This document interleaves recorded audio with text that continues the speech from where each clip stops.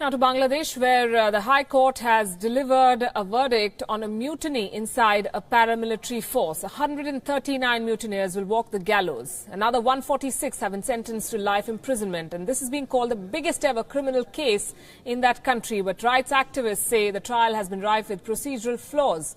WION's Bangladesh Bureau Chief Saad Hamadi reports. Behind me is the headquarters of Border Guard Bangladesh, which was previously known as Bangladesh Rifles or BDR. 8 years ago, a mutiny in this place had almost wiped out all the ranking members of the paramilitary force. Many theories had emerged about inside job and outside hands since. This is by far the biggest criminal case Bangladesh has witnessed by the number of people involved and the barbarism put on display.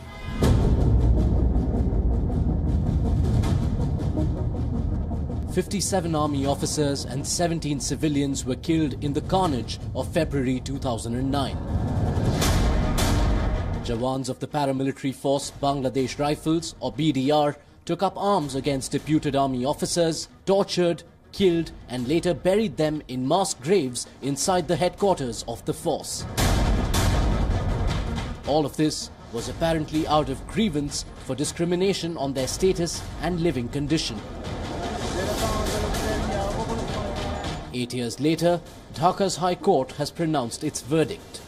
139 mutineers will have to die for their crime. Another 146 will serve life in jail. But defense lawyers and human rights groups say the trial procedure was flawed. We had expectation to the Honorable High Court Division that they would get proper justice. But I think the Honorable High Court Division failed to assess the evidences properly, and they considered the gravity of the offense rather the evidences and materials against them. The prosecution, however, says otherwise. It is the most heinous crime in our country. So 74 people were killed by the BDR personnel. There is no reason. They are totally innocent army officer. They are superior officer, but this type of killing that was not supported by our law.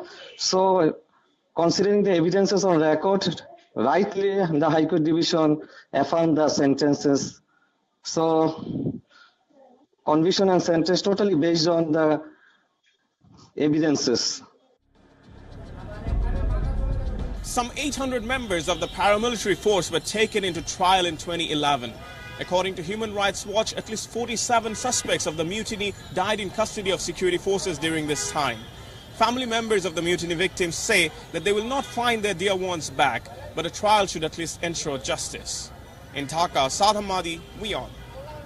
North Korea and the situation in the Korean Peninsula remains our focus. Manish Shukla will be bringing you many more exclusive special reports. That's all on this edition of Gravitas. Thanks very much for watching.